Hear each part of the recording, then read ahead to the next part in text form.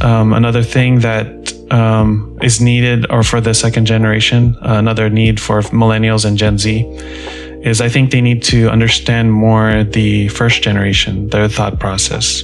They need more awareness of that thought process.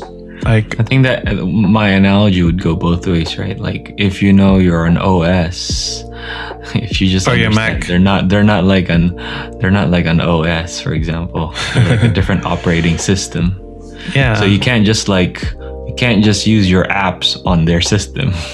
Yeah. It just doesn't work like that. I think. That's a good analogy. You have to kind of change how you deal with them, because like it's a different culture. The way I look at it is kind of like, I mean, it probably is not to that extent, but like you're going to a different culture.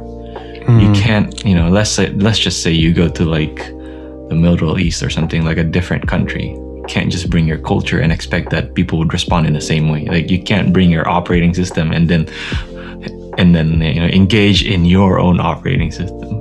Yeah. Yeah, that's a good analogy for the second gens who are listening. But yeah, I think the second generation and millennials, Gen Z, they need to understand how their parents think. Otherwise, I think this causes arguments and misunderstandings. I think a lot of the potential problems could be minimized if there's just more conversations. Yeah. You mentioned that. Between two different generations. Yeah, I think more conversations to get more understanding of the different generations. Yeah. I think as an example, like we're growing up in American culture and we see our friends dating, for example, but then our parents say things like, you cannot date until you're out of college. So the youth that I talk with, they're always confused about the dating rules of the first gen. So that having that dialogue, like you said, like if they were able to talk about it, they would, instead of just laying down the principle, like instead of laying down the rules, they just also talk about like either the principles behind them.